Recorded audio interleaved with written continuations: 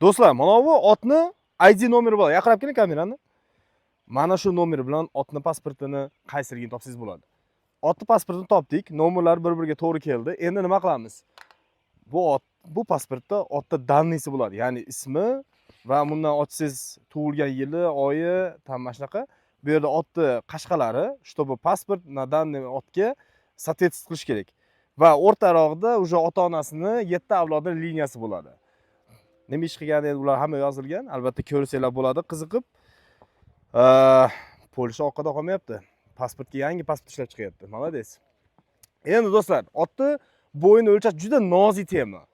Shuni hisobga olganda men hozir otni tekisroq yo'lga olib chiqaman va shu yerda otni bo'yini qanday o'lchashni ko'rsatib o'taman. Ko'rganinglardek, akalar, otni tekis yo'lga turgizdik. Nima uchun otni bo'yini o'lchash juda nozik bo'ladi? Birinchidan, akalar, molonga e'tibor beramiz. Molon narsa bizni otni qayerdan o'lchashimizni olib chiqadi. Ba'zi birlarimiz bu yerdan o'lchaymiz.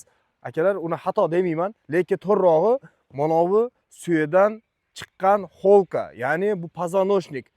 Mana suratda ko'rsanglar bo'ladi, albatta.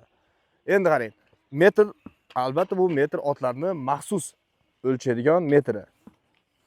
Buni ochamizda va buni urinlari bor, otni qo'yganingizda adashmasligi uchun. Endi qarang, qo'yapmiz mana. Moloni sizlarga ko'rinish uchun yaqinlab keling kamerani. Moloni mana akalar bunday qo'yiladi va urvin shaytonga qaraladi, ya'ni urvin. Urvinda bunday qilasizda va jinday ko'targan yerlari bo'lsa mana bunday qilinadi. Mana 1.60 chiqyapti akalar. 1.60 chiqyapti.